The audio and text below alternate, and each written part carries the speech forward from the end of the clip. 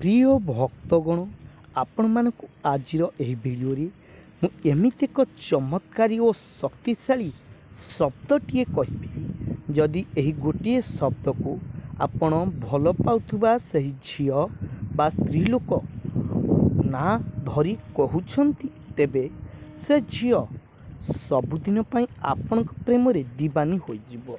एही विधिर कोनोसी काट नाही। प्रिय भक्तगण जदि आपण कोनोसी झी को भल पाउछंती और निजर करिया पई चाहुछंती तेबे निहाती भावे ए वीडियोटी को देखंतु, बिल्कुल भी स्किप करंतु नहीं। मु आपण मानकु आज एही वीडियो रे सही चमत्कारी शब्द विषय कहबी, मंत्र विषय कहबी, जहा द्वारा आपण निजर भांगी जाइथिबा भल पाइबा को फेरी पाइबे।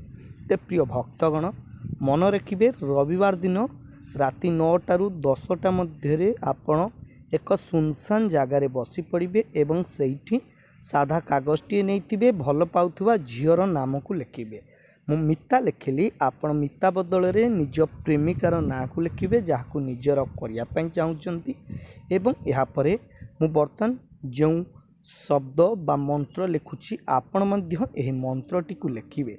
मंत्रटा कौन? कामेश्वराय। पुणी थरे कही दउची कामेश्वराय।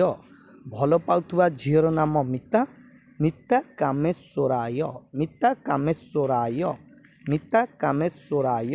एहीपरि भावे प्रिय भक्तगण एही मंत्रटी को आपण माने 7 थर मने मने पढ़ी नेबे एवं जो कागज रे एही विधिटी को करथिबे से कागजटी को 4 भांग फोल्ड करि नेबे।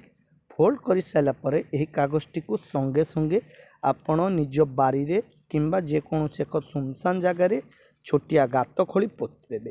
प्रिय भक्तगण यही विधि करिवार 10 रु 12 घंटा मध्य से झियो आपणक प्रेम रे दीवानी